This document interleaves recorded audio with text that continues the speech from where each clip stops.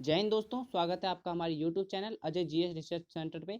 और इस वीडियो में मैं आपको बताऊंगा कि जो है अभी जो है आप देख रहे होंगे टीवी पे भी और न्यूज़ में भी आपको बता रहे होंगे कि इजराइल और फिलिस्तीन के बीच संघर्ष बहुत ज़्यादा बढ़ चुका है और रॉकेट भी आगे जा रहे हैं। तो आपको मैं ये समझाऊंगा कि ये जो पूरा मसला है स्टार्ट कहाँ से हुआ था, इसका कारण क्या है, इन दोनों में से गलत कौन है और जो इंडिया है वो किसका साथ देगा। चलो तो वीडियो को स्टार्ट करते हैं, तो समझते हैं। तो इसराइल जो है मैप में, जो वर्ल्ड के मैप में जो यहाँ पर स्थित है, ये आपको दिख रहा होगा शायद, यहाँ ये रेड जो ये मैं आपको मार्क कर रहा हूँ, ये इस एरिया में जो है इसराइल स्थित है। और जो इसराइल है वो एकमात्र जो है दुनिया में एक ऐसा देश है जो यहूदियों का देश है। और ये इसराइल जो देश है वो अपने चारों तरफ से जो है दुश्मनों से घिरा हुआ है। और जो अरब कंट्रीज है वो तो बहुत ज़्यादा इससे नफरत करती है, मुस्लिम कंट्रीज जो है इससे बहुत ज़्यादा नफरत करती है। तो हुआ क्या, इसराइल देश की जो स्थापना जो है इसके पीछे इंग्लैंड वाले हैं, ये सारी चाल जो है इन्हीं की वजह से खेली गई है। हुआ क्या था, देखो, जैसे कि इंडिया इंडिया और पाकिस्तान का जो है इन लोगों ने ही बंटवारा करा दिया था। अखंड भारत को इनने दो भागों में तोड़ दिया था, ठीक है, जो कि अब तो तीन भागों में टूट चुका है। ठीक है, वो अलग मसला है। तो जैसे कि इसराइल है, इसराइल में भी देखो क्या हुआ कि इसराइल को और फिलिस्तीन को, इन दोनों को बंटवारा जो हुआ, ये जो है इंग्लैंड वालों की वजह से ही हुआ। इनने मतलब बर्बाद करके रख दिया यार। द्वितीय विश्व युद्ध के बाद इनने कुछ ऐसे सरदर्द दे गए हैं ना, जो मतलब शायद समाप्त किए ही नहीं जा सकते। तो हुआ क्या, चलो आगे समझते हैं। हुआ क्या कि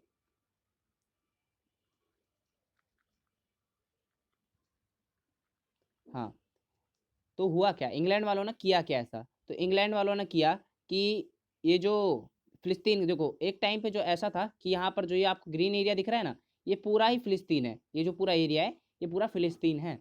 ठीक है, यहाँ पर जो है सारे मुस्लिम लोग रहते हैं। बहुत कम मात्रा में जो है यहाँ पर यहूदी लोग रहते हैं। तो हुआ क्या कि जो है इंग्लैंड वालों ने यहाँ के जो है लोगों से कहा कि भाई चलो हम आपको यूएनओ में जोड़ देते हैं, यूएनओ में चलो हमारे साथ, यूएनओ में जाओगे तो आपके साथ अच्छा इंसाफ होगा। यहूदियों से इनका थोड़ा बहुत कुछ पंगा वंगा चल रहा था उस टाइम पे। तो जो है ये लोग ले गए इसने यूएनओ में, यूएनओ में जब ले गए तो क्या हुआ, यहूदियों का ना जो यूएनओ ने एक देश बना दिया जिसे कहते हैं इसराइल। जो है इसकी जो है स्थापना हुई थी 14 मई 1948 को इसकी स्थापना हुई थी। हमारे स्थापना के एक साल बाद, इनकी जो आज़ादी के हमारे एक साल बाद इनकी भी जो है बंटवारा कर दिया गया था। तो देखो, ये जो आपको देख रहा है पूरा 100% जो है फिलिस्तीनी है इस टाइम पर। तो उसके बाद जब बंटवारा किया गया तो ये जो आपको व्हाइट एरिया दिख रहा है, एक मिनट में आपको जूम करके दिखाता हूँ। ये जो है आपको व्हाइट एरिया दिख रहा होगा, ये जो व्हाइट एरिया आपको दिख रहा है ना, ग्रीन के बगल बगल में जो एरिया है, ये जो है इसराइल है। तो हुआ क्या कि यूएनओ ने जो है इसराइल को दे दिया 44%, इस एरिया का 44% जो है इसराइल को दे दिया और फिलिस्तीन को दे दिया 48%।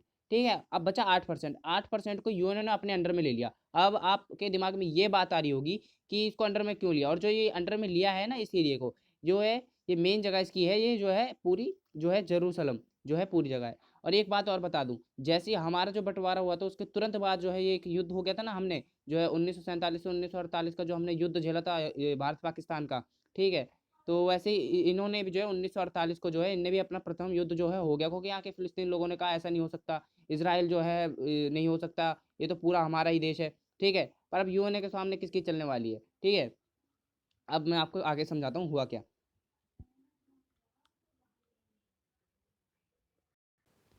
अब आपके बात में दिमाग में जो है बात ये आ ही रही होगी कि जो है यूएनओ ने अपने अंडर में लिया क्यों आखिर इस एरिया को, जो जेरूसलम है, इस एरिया को अपने आखिर अंडर में लेने की क्या वजह थी, कुछ ना कुछ तो वजह होगी ऐसी, अपने यूएनओ अंडर में नहीं ले सकता है।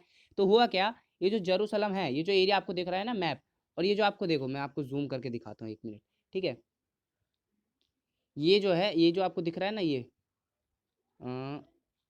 रेड मार्क करता हूँ मैं आपको, ब्लू मार्क कर देता हूँ आपके लिए। ठीक है,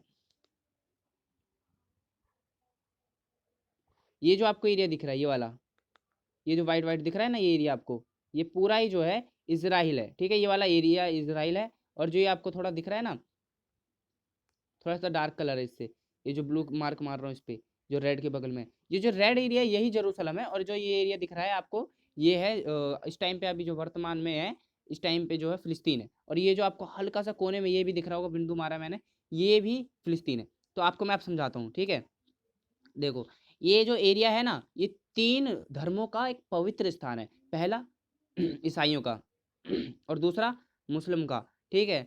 और तीसरा जो है यहूदियों का। तीनों का, 3 धर्मों का एक बहुत पवित्र स्थान है, जिसकी वजह से बहुत ज़्यादा जो है विवादित ये एरिया है। यहाँ पर देखो, यहाँ पर ईसाइयों का जो है बैथलेहम जो जगह है, जहाँ पर जो है ईसा मसीह का जो जन्म हुआ था, उनका मानना है वो यह स्थान जो है यही स्थान है वो। और जो है, जो क्या कहते हैं, यहूदियों का मानना ये है कि जो पृथ्वी का जो पूरा केंद्र है वो यही है, और यहीं से यहूदियों का जो है प्रारंभ जो है शुरू हुआ था, यहूदी यहीं से स्टार्ट हुए थे, ठीक है। और जो है मुसलमानों का मानना ये है कि अल-अक़सा मस्जिद, क्योंकि ये जो है अल-अक़सा मस्जिद भी यहाँ पर है, जो कि तीसरी जो है बहुत पवित्र स्थान है मक्का मदीना के बाद, ठीक है, मुसलमानों की। तो इसलिए 3 धर्मों की जो है आस्था है यहाँ से, ठीक है। अब इसे समझिए ज़रा, ये आपको दिख रहा है, पहले जो है 100%, एक मिनट, ये जो आपको दिख रहा है पूरा 100% यहाँ पर जो है फ़िलिस्तीन था। यूएन ने जो है स्थापना कर दी इज़राइल की। अब ये जो आपको व्हाइट एरिया दिख रहा है ना, ये व्हाइट पूरा, ये एरिया है इज़राइल। और जो आपको ये ग्रीन बचा है ना हुआ, ये वाला ग्रीन, ये ग्रीन एरिया है फ़िलिस्तीन, जो अब अभी बचा हुआ है, ठीक, अभी नहीं, मतलब उस टाइम पे बचा हुआ था, ठीक है। उसके बाद क्या हुआ, जैसे ही इन्हें युद्ध झेला, मतलब युद्ध बहुत बार इनके युद्ध होते रहे, ठीक है। और जैसे-जैसे युद्ध होते रहे, तो जो है इज़राइल इस पे कब्ज़ा करता गया। देखो अभी इतना बचा है, अब देखो 22% बचा पहले, ठीक है। उसके बाद फिर इन्हें युद्ध कर लिया भैया, फिर बचा 15%। अब वर्तमान में अभी 15% ही बचा हुआ है फ़िलिस्तीन का, ठीक है। अब इस आगे समझते हैं, ठीक है।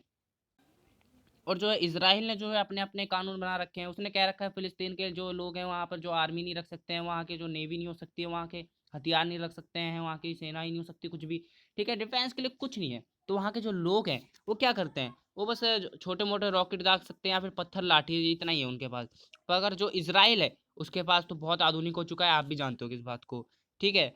तो वो जब हमला करता है, तो इस तरह की तस्वीरें देखने को मिलती है। देख रहे हो कितना भयानक, इस तरह से। और इसमें कई लोग मारे जाते हैं, निर्दोष लोग भी मारे जाते हैं, पर इज़राइल की इसमें गलती नहीं है, मैं आगे समझाऊँगा आपको, ठीक है। अब एक बार समझिए, इस बात को समझिए। ये जो इंग्लैंड वाले हैं, उनने जो यूएनओ के पास जब ले गए, तो जब इनका बँटवारा हुआ, तो एक चीज़ आपको नोटिस करने की बात है। 1 मिनट, इसे मैं इरेज़ कर दूँ? उसके बाद देखते हैं। हाँ, अब देखिए। आपको एक चीज़ नोटिस करने की बात है, जब जैसे ही जो है बँटवारा हुआ, तो आप ये देखिए, ये एरिया हल्का-सा यहाँ से जॉइंट कर दिया, ठीक है? ये एरिया हल्का-सा यहाँ जॉइंट कर दिया, आपको ये दिख रहा होगा। ये यहाँ से, मतलब पहले से ही यूएनए का इस तरह से बँटवारा करा है ना, कि विवादित बने। आप जैसे कि जानते हो कि इसमें वर्चस्व जो है यूएनओ में किसका रहता है, अमेरिका का, यूएसए का रहता है, ठीक है? इन लोगों का रहता है। तो ऑफ कोर्स जो है यूएनओ जो है ऐसे ही फैसले ज़्यादातर लेता है जो अमेरिका के हित में हो। आप देखते हो कई बार ऐसा पाया गया है, ठीक है? तो अब ऐसे ऐसे में देखो अमेरिका का क्या फ़ायदा होगा? अमेरिका चाहता ही है कि युद्ध जैसी परिस्थितियाँ बने। अब जो ऐसे देश हैं जिनके पास हथियार जो बनाते हैं, वो तो चाहते ही हैं युद्ध जैसी परिस्थितियाँ बने, क्योंकि अगर युद्ध जैसी परिस्थितियाँ नहीं बनेंगी तो उनके हथियार जो हैं बेचेंगे किसे? क्योंकि आपने ये जो पढ़ा होगा, ये टॉर्च बेचने वाला है, आपने शायद कभी पढ़ा हो, तो अंधेरे का डर जब तक ना दिखाया ना जाए ना इंसान को, जब तक उसकी वो टॉर्च खरीदेगा ही नहीं, ठीक है? अंधेरे का डर भी बहुत ज़्यादा ज़रूरी होता है, वरना बंदा टॉर्च ही नहीं खरीदेगा, इसलिए अंधेरे का डर दिखा-दिखा के ये लोग अपनी टॉर्च बेचते हैं, ठीक है? समझ रहे हो एक तरह से। अब मैं आपको समझाता हूँ यहाँ पर मैं आपको समझाता हूँ कि जो है देखो, इन 2 स्थानों को तो आप पक्का जानते होंगे, मक्का, मदीना, जो कि मुसलमानों के बहुत ज़्यादा पवित्र स्थानों में से एक है, या फिर कह सकते हैं सबसे पवित्र स्थान यही है पहले, ठीक है? 2 तो यही हैं, ठीक है? और तीसरा तीसरा कौन-सा है? तो तीसरा अगर देखा जाए ना, तो इन दोनों के बाद तीसरा जो है अल-अक़सा मस्जिद है, ठीक है? ये अल-अक़सा मस्जिद है, ठीक है? तो ये आपको दिख रहा होगा, सऊदी अरब में तो ये मिल जाते हैं, ये रेड एरिया जो दिख रहे हैं ना आपको, जिसमें येलो मार रहा हूँ मैं, ये तो मक्का मदीना हो गए, ठीक है? और जो ये अल-अक़सा मस्जिद है, अल-अक़सा मस्जिद, वो आपको मिल जाएगी इज़राइल में। अब एक बात बताओ, कोई भी मस्जिद में, मंदिर में घुस के बिना किसी वजह के तो ऐसे ही तो मार-काट करेगा नहीं। कुछ ना कुछ पहले से चिंगारी उठी होगी, ठीक है? तो जो है पहले से कुछ ना कुछ तो मसला होगा, उसके बाद ये हुआ होगा, ठीक है? मेन जो हुआ जो है ना, ये हुआ इस टाइम पे यहीं से शुरू हुआ है, अभी तो यहीं पे हुआ है, ठीक है? तो कहाँ से शुरू हुआ है? ये अलेक्सा मस्जिद से शुरू हुआ है। मगर इसके पीछे मतलब हुआ क्या? पहले से तो लोग गुस्से में होंगे, कुछ ना कुछ तो पहले से गुस्से में होंगे कुछ ना किसी चीज़ के।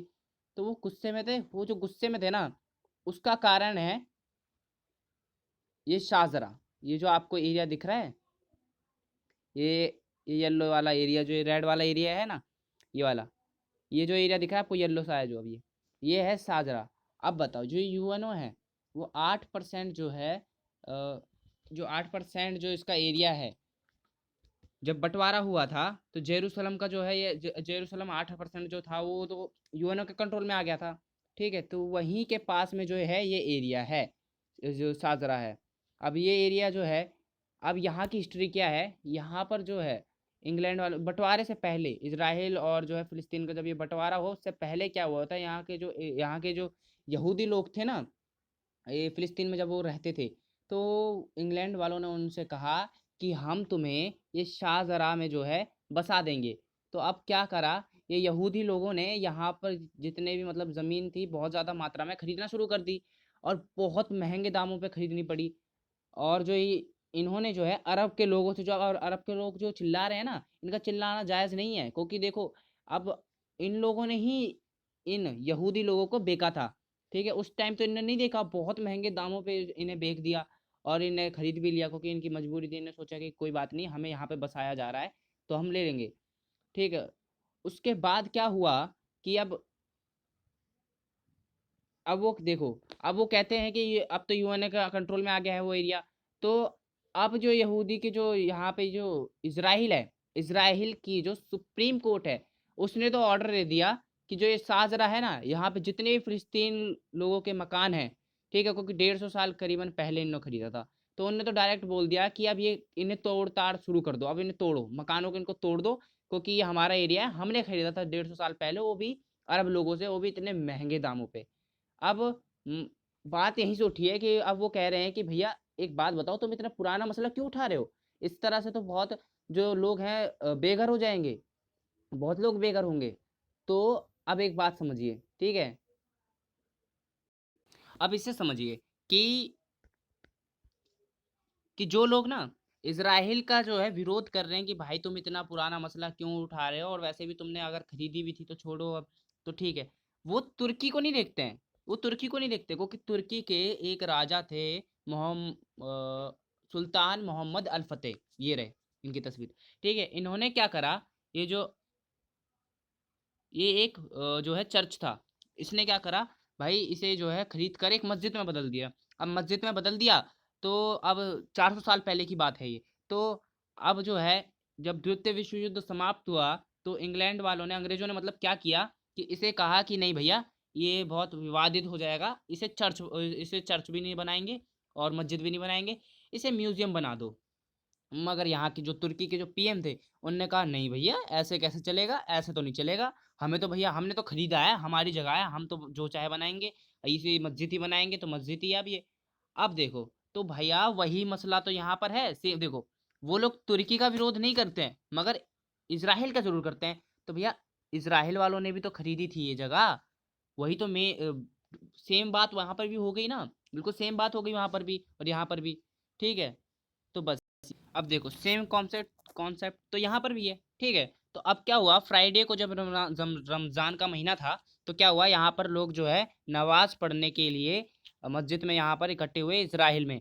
ठीक है, यहाँ की जो मस्जिद थी, अलेक्सा मस्जिद में। ठीक है, तो इसराइल को पहले से ही शक हो गया था कि यहाँ पे पक्का कुछ ना कुछ, वहाँ की जो खुफिया एजेंसी है ना इसराइल की, उन्हें पहले ये भनक लग गई थी कि यहाँ पे कुछ ना कुछ तो हो गई, तो उन्होंने अपनी जो है सिक्योरिटी जो है यहाँ पे पहले से तैनात कर रखी थी।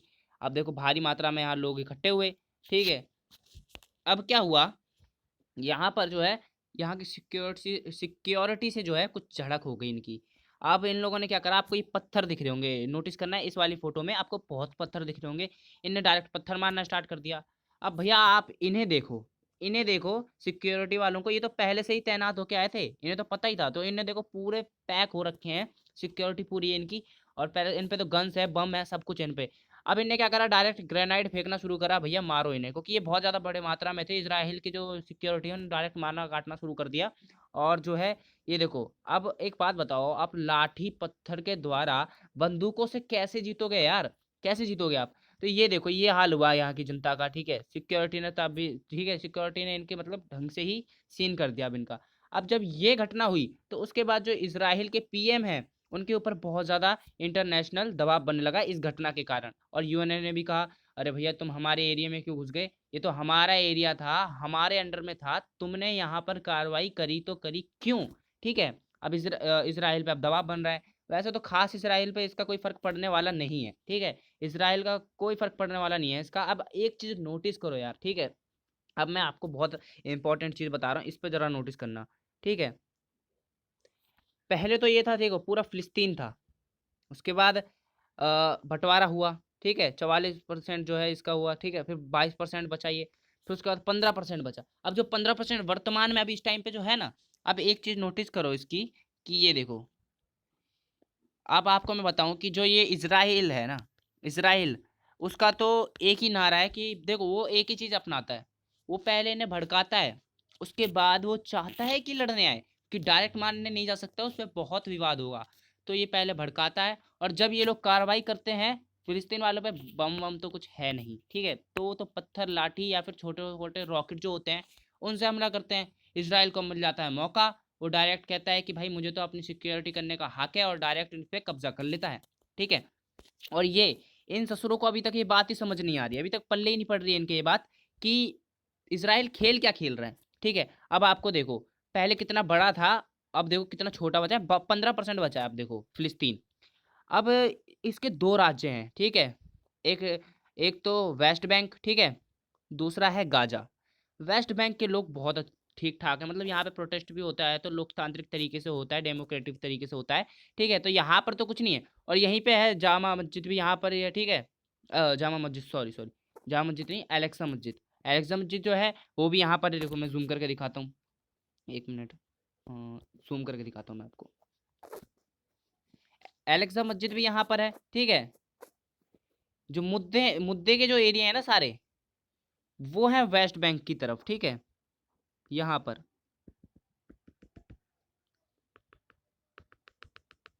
ठीक है। इस ये जो आपको येलो येलो ये दिखा रहा हूँ ना, इस जगह पे, वो है इस जगह पे, ठीक है। मगर जो मिसाइल चल जाते हैं वो चलते हैं गाजा से, ठीक है। अब गाजा में ऐसा क्या है, ठीक है, गाजा का क्या है, गाजा को जो है समर्थन है,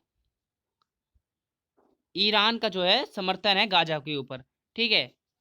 और जो अभी जो मिसाइल चल रहे हैं ना, वो भी गाजा से ही चल रहे हैं, हमेशा गाजा से ही ऐसे जो है देखने को मिलता है कि मिसाइल चल रहे होते हैं, वरना जो है वेस्ट बैंक की तरफ तो बिल्कुल लोकतांत्रिक तरीके से होता है। अब गाजा में जो है, गाजा की जो आर्मी है वो कुछ नहीं कर रही है, गाजा की आर्मी नहीं कर रही है, वहां पर एक संगठन है जिसका नाम है हमास। अब आपके दिमाग में आ रहा होगा कि हमास होता क्या है। तो हमास एक संगठन है, ठीक है, उनका कहना यह है कि जो इजराइल है हम पे बहुत अत्याचार करता है, कब्जा करता जा रहा है हमारी जमीन पे, हम पे बहुत मतलब हमें ऐसे ऐसे रूल बना देता है कि हम बम नहीं रख सकते, ये नहीं रख सकते, इन्हें कहा हमें मारता पीटता है, अब हम भी इन्हें मारेंगे, अपोजिट कार्रवाई करेंगे इनके ऊपर, ठीक है। अब इनने क्या करा, अब ये जो संगठन है ना, ये इन पे रॉकेट दागता है, ये आपको रॉकेट दिख रहे होंगे, ये जो दिख रहे हैं आपको, ये रॉकेट, ये वाले रॉकेट ऐसे दागता है, वो भी ये भी कहीं पे भी ग्राउंड में लगा देगा, और इस पे कोई निशाना भी नहीं होता कि कहाँ गिरेगा, कहीं पे भी गिरे, बस ये चाहते हैं बस नुकसान करे, ठीक है। और ये ज़्यादा महंगे भी नहीं आते, 3 लाख के आते हैं ये, ठीक है, एक रॉकेट 3 लाख तक का आता है, ठीक है। अब देखो, पहले जो ये रॉकेट थे ना छोटे छोटे, ये उतना घातक प्रहार नहीं कर पाते थे, ठीक है। इन रॉकेटों का नाम है कॉस्मो रॉकेट, ठीक है, कॉस्मो रॉकेट है इनका नाम, पहले बहुत छोटे थे, ठीक है, इन्हें इनके पास ये टेक्नोलॉजी जो थी पहले नहीं थी। अब क्या हुआ, इनके पास एडवांस हो गए हैं, इनने देखो काफी इसे घातक बना दिया है, बड़ा बना दिया है, इसकी रेंज भी बढ़ चुकी है। आपको जो ये रेड रेड एरिया दिख रहा है, एक तरह से देखा जाए तो पूरा इजराइल कवर कर रखा है। अब ये कहीं पर भी नुकसान पहुंचा सकते हैं, पहले तो मतलब इतना एरिया था, इतना मतलब जब इनके कमजोर थे, अब तो इनने पूरा एरिया बना लिया, इसराइल को पूरा कवर कर लिया, कहीं पर भी गिरा देते हैं, कहीं पर भी कितनी मतलब मौत हो जाती है, बस ज्यादा मौतें होती नहीं है। अब मौतें क्यों नहीं होती है वो मैं आपको आगे समझाऊंगा। अब देखो, ये मिसाइल्स इनके पास आई कहाँ से, ऐसे तो आसमान से तो टपकेगी नहीं भाई इनके पास मिसाइल्स की, देगा भी नहीं ऐसे। हुआ क्या, जब ये ओबामा की सरकार थी ना, ये ओबामा दिख रहा है जो टकला दिख रहा है ना आपको, ये ओबामा है, ठीक है। ओबामा ने क्या करा, ये जो पाकिस्तान के ये लोग हैं ना, चोर है एकदम चोर एकदम चोर लोग हैं, ठीक। और ये जो ईरान है ना इसके साथ में, ये भी एकदम इसी की तरह है, ठीक है। ईरान को और पाकिस्तान को बहुत ज्यादा समर्थन दिया था ओबामा ने अपने टाइम पर, बहुत ज्यादा। तो ईरान ने क्या करा, ईरान ने क्या करा, अब मैं आपको एक चीज दिखाता हूँ, इधर देखो। अ, इधर देखो एक बार। हाँ ये देखो, ये जो एरिया है गाजा का, इस साइड से इजराइल से टच है, इस साइड से समुद्र से टच है, इस साइड से थोड़ा एरिया जो है ना इसका मिस्र से टच है, ठीक है। और यहीं से पहुंचाई जाती हैं सारे मिसाइल्स, मिसाइल्स तो ठीक है। तो ये पहुंचाता कौन है, पहुंचाता कौन है, ठीक है। तो ये पहुंचाता है मिस्र के द्वारा, मिस्र के रास्ते के द्वारा जो है ईरान पहुंचाता है, ईरान। क्योंकि ईरान को मिला हुआ है समर्थन ओबामा का उस टाइम पर, ठीक है। ओबामा ओबामा ने फुल समर्थन दिया था इसे, तो इसने इस समर्थन का फायदा उठाया, ठीक है। और वैसे भी ओबामा चाहता ही था यार कि मतलब पहुंचे इन पे, गाजा पे मिसाइल्स पहुंचे, ठीक है गाजा के पास मिसाइल्स पहुंचे। पर ये जो ओबामा है ना, ठीक है। अब ये देखो ईरान ने कैसे पहुंचाया, कहाँ से पहुंचाई ये मिसाइल्स, आपके दिमाग में ये भी आ रही होगी ये बात पक्का, ठीक है। तो मैं आपको दिखाऊं कि इधर इस साइड, ये जो आपको एरिया दिख रहा है, ये वाला, ये है ईरान। अब ये जो समुद्र के रास्ते से यूं इस साइड से यूं होते हुए यूं होते हुए मिस्र तक पहुंचाया, और मिस्र के बाद ईरान तक पहुंचा दिया इसने, ठीक है। और पूरे उद्योग लगा दिए एक तरह से, मान लो मिसाइल्स के, अब बनाओ जितने मारना है मारो, इसराइल को खत्म करो, ठीक है। क्योंकि आप इस बात से अंदाजा लगा सकते हो, ये अरब मुस्लिम देश जो है ना इतना ज्यादा नफरत करते हैं, इस बात से अंदाजा लगा सकते हो कि पाकिस्तान के जो वीजा होते हैं ना, उन पे साफ लिख दिया जाता है कि आप इजराइल नहीं जा सकते। और जो अरब देश है ना वो तो साफ इनकार करते हैं कि भाई हम जो है इजराइल को देश ही नहीं मानते, इजराइल कोई देश ही नहीं है, ठीक है। अब एक बात बताओ, इजराइल देश है या नहीं है, इनके प्रमाण देने से क्या होता है। अब वो है तो है, अब जो सच है तो इनको मानने या ना मानने से क्या फर्क पड़ता है, ये बताइए आप, ठीक है। अब एक बात देखो, मिसाइल से दाग देते, और भी एक दो नहीं दागते, डायरेक्ट दागते हैं तो 200 300 एक बार में, ये जो आपको दिख रहे हैं, ठीक है मिसाइल। पर ये इतना ज्यादा ना खतरा उस पर होता नहीं है, इसराइल पे ज्यादा खतरा होता क्यों नहीं है, क्योंकि ये देखो डिफेंस सिस्टम इसका बहुत अच्छा है, डिफेंस सिस्टम बहुत ज्यादा अच्छा है, ये सेंस कर लेता है और एक सिक्योरिटी बिल्कुल घेरा बना देता है, यहाँ पे अगर जैसे ही मिसाइल्स आती है उसका नष्ट नाबूद कर देता है। पर इसकी भी एक नुकसान है, इसका नुकसान ये है कि 90%, ये सिर्फ 90% ही, 90% जो है ना, 90% मिसाइल्स को ही खत्म कर पाता है, 10% रह जाती हैं।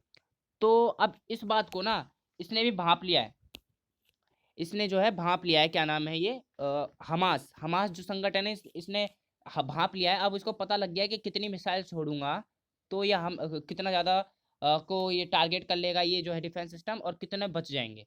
तो एक बार में ये जो काफी छोड़ देता है, जिसमें से 90% तो खत्म हो जाते हैं मगर कुछ बच जाते हैं।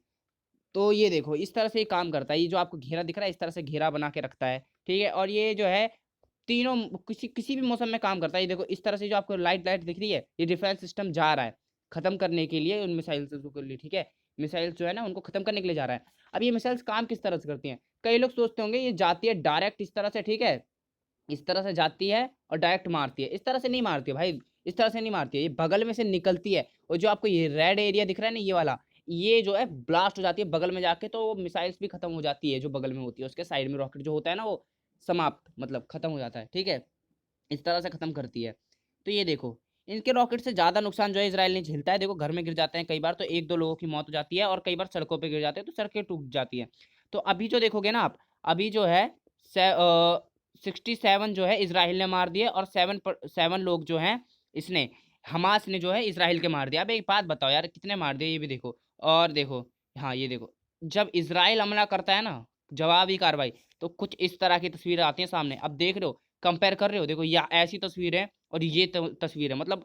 पर यार देखो इसराइल की भी मजबूरी है, इसराइल जो है मारना नहीं चाहता है हमास को, मगर हमास को मतलब मारना चाहता है, मगर वहाँ के जो निवासी उन्हें नहीं मारना चाहता है, वो भी जानता है इस बात को, मगर क्या करे वो भी मजबूर है, वो मजबूरी में मारता है, उसकी कोई इच्छा इस बात की नहीं होती है कि वो मारे इस तरह से।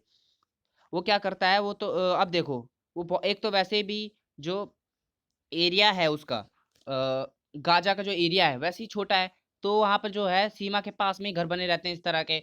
वो अगर हमास को मारता है तो कई बार ये जो है घरों में गिर जाते हैं और कई लोगों की जो निवासियों की भी मौत हो जाती है जो कि बेकसूर होते हैं। ठीक है? अब समझो इज़राइल अब गलत करता है या सही, अब इस बात को समझो। ठीक है? अब जो फ़िलिस्तीन है, ठीक है? इस बात को इसको समझना चाहिए कि देखो इज़राइल से जीत नहीं सकता है, इज़राइल बहुत ज़्यादा एडवांस हो चुका है, क्योंकि अब भारत को भी ना एक बार लड़ने से पहले इज़राइल से सोचना पड़ता है, ठीक है? तो भैया इसे ही समझनी चाहिए। और इज़राइल जो है, इज़राइल भी मजबूरी में हथियार उठाता है, क्योंकि अगर हथियार नहीं उठाएगा तो ये खुद ही खत्म हो जाएगा, क्योंकि अरब जो देश हैं इससे इतनी ज़्यादा नफ़रत करते हैं कि इसे खत्म करके रख देंगे। एक बार 6 के 6 देशों ने इस पे हमला करा था उस टाइम पर, ठीक है? मगर इसने जीता, क्यों जीता? क्योंकि ये जानता है कि अगर ये हारा तो ये युद्ध नहीं हारेगा, पूरी दुनिया हार जाएगा, इसको पूछने वाला कोई नहीं है, फिर इसका कोई देश ही नहीं बचेगा। मगर जो ये लोग हैं इसे नस्त-ओ-नाबूद करने के लिए इसको 6 देश तो जो है मार रहे थे। अब फ़िलिस्तीन को ना समझौता कर लेना चाहिए इस टाइम पे, क्योंकि देखो आप जिस तरह से देखा, आपको मैंने दिखाया होगा किस तरह से कम होता जा रहा है फ़िलिस्तीन। एक टाइम ऐसा आएगा कि ना ये पूरी फ़ाइल ही निपटा देगा। इज़राइल जो है पूरी फ़ाइल ही निपटा देगा, ना रहेगा फ़िलिस्तीन, ना रहेगा मसला, ठीक है? और वो कर भी देगा, बहुत जल्द ऐसा होने भी वाला है। ठीक है? तो फ़िलिस्तीन को जो है कहना चाहिए कि भैया एक काम करो कि ना जितना भी 15% मेरा बचा है कि आप मुझे ना एक सिक्योरिटी दे दो कि हाँ, कि कम कन्फर्म कर दो कि अब इससे ज़्यादा ज़मीन मेरी नहीं घेरी जाएगी और मैं शांति से रहूँगा। पर ये शांति से रहेगा ही नहीं। इज़राइल इसे भड़काएगा, ये लड़ने आएगा और अपनी ज़मीन गँवाएगा। यही होने वाला है। ठीक है? इज़राइल जो है, ठीक है? इज़राइल जो है मजबूरी में हथियार उठाता है। क्योंकि अगर उसने हथियार नहीं उठाए ना, तो यार वो ख़त्म हो जाएगा। और जहाँ तक देखा जाए ना, आप अगर देखो हिस्ट्री कभी भी उठा के देखना, तो यहूदियों जितना ना किस पे भी अत्याचार नहीं हुआ है। इन्हें यार इतनी सारी भीड़ को एक बार में कमरे में बंद करके जहरीली गैस डाल दी जाती थी और डायरेक्ट ख़त्म कर दिया जाता था। इतना ज़्यादा यार बेरहमी किसके साथ होती है? अब एक बात बताओ, अब इन्हें भी तो अपना अस्तित्व बचाना है ना। अब इन्हें भी समझना चाहिए, फ़िलिस्तीन को भी समझना चाहिए कि शास्त्र और शस्त्र दोनों का तालमेल बनाएँ ये लोग। भैया इन पे शास्त्र है नहीं, शस्त्र है नहीं, ठीक है? शास्त्र नामक कोई चीज़ ही नहीं है। मतलब दिमाग, एक बात बताओ, हमारा भी तो अक्साई चीन और ये पीओके है उनके हाथों में, क्या कहते हैं, चीन और पाकिस्तान के हाथों में। मगर हम तो लड़ने नहीं जा रहे हैं ना, हम टाइम का वेट कर रहे हैं। ऐसा नहीं हम लाएँगे, लाएँगे एक ना एक दिन ज़रूर, मगर हम टाइम का वेट कर रहे हैं। इन्हें भी टाइम का वेट करना चाहिए। अगर इन्हें लाने का बहुत ज़्यादा शौक है तो वैसे तो नहीं ला पाएँगे, क्योंकि इज़राइल बहुत ज़्यादा एडवांस हो चुका है। इस बात का अंदाज़ा आप लगा सकते हो कि जितने भी हमारे जो ज़्यादातर ना जो बंदूक या फिर ड्रोन आते हैं ना, सारे यहीं से आते हैं। और भाई मेरे को तो बहुत ज़्यादा गर्व है कि मैं ऐसे देश में पैदा हुआ हूँ कि यार यहाँ पे ना शस्त्र की कमी है, ना शास्त्र की कमी है। चलो अब आगे चलते हैं, ठीक है? वो देखो, अब एक बात समझो कि भारत किसका साथ देगा? भारत भी मजबूर है यार, भारत भी साथ दे सकता है। पर देखो एक बात देखो, ये जो ग्रीन एरिया आपको दिख रहा है और ये रेड एरिया दिख रहा है, रेड एरिया जो है पीओके है और ये ग्रीन एरिया जो है चाइना के द्वारा कब्जाया हुआ जो है, क्या कहते हैं इसे, अक्साई चीन है ये, ठीक है? तो अब देखो हमें भी ये वापस लाना है। अगर हम इज़राइल का साथ देते हैं कि हाँ भाई इसने जो कब्ज़ा किया है वो ज़मीन सही है, तो अब देखो ये जो कहने लगेगा तुरंत ये हाथ खड़ा क्या करेगा। सबसे पहले जो मास्क निकाल रहा है ना ये बंदर, ये सबसे पहले आएगा पाकिस्तान का। ये कहेगा कि भैया इस तरह तो ये पीओके भी हमारा हुआ, और ये जो चीन वाला है, ये जो हाथ खड़ा कर रहा है कि हाँ, हाँ मुझे चाहिए, ये तो डायरेक्ट कहेगा कि हाँ भैया ये जो अक्साई चीन है ये भी मेरा हुआ। अब देखो, तो हमारे जो हिंदुस्तान में जो पीएम इस टाइम पे हाँ मोदी है ना, उन्होंने डायरेक्ट इसको बुलाया, इज़राइल के पीएम को समझाया कि भैया हमारी बात समझो, हम नहीं दे सकते साथ, वरना ये जो हमारे यूएनए में अटका हुआ है ना मसला, वो हमारा तो चला जाएगा बिल्कुल, हमारे हाथ से पीओके और अक्साई चीन तो निकल ही जाएगा हाथ से। तो ये बंदे हैं समझदार, क्योंकि भैया इतने एडवांस हो गए, समझदारी तो इनमें होगी। तो इनने समझदार थे, इनने समझ गए इस बात को, और ये इन्होंने, और हमने इनसे देखो एक कहा, हम आपका साथ देना चाहते हैं मगर मजबूरी है। देखो अभी हम फ़िलिस्तीन का जो है इनडायरेक्टली साथ दे रहे हैं, क्योंकि देखो अरब देशों से हमें जो है तालमेल बैठाना बहुत ज़्यादा ज़रूरी है, क्योंकि ना हम तेल वहीं से खरीदते हैं, और अगर कहीं और से तेल खरीदेंगे तो बहुत महँगा पड़ेगा, महँगाई बहुत ज़्यादा बढ़ जाएगी। ठीक है? तो एक तरह से अभी भी हम इनडायरेक्टली जो है फ़िलिस्तीन का ही साथ दे रहे हैं, पर हमने इसको इज़राइल को साफ-साफ कह दिया है कि आप हमारा पीओके और अक्साई चीन दिला दीजिए, हम खुल के आपका साथ देंगे बिल्कुल इंटरनेशनल मंच पे, ठीक है? और इस बात को मान गया है, ठीक है? तो बहुत जल्द समझ लो अपना जो है पीओके ये सब आने वाला है, पीओके और अक्साई चीन आने वाला है हमारे पास। Thanks for watching, thanks for watching यार, आपने पूरी वीडियो मेरी देखी, ठीक है? और मिलेंगे अगली वीडियो में, और अगर आपने अभी तक मेरे चैनल को सब्सक्राइब नहीं किया तो सब्सक्राइब कर देना यार, पहली वीडियो है मेरी, ठीक है? जय हिंद।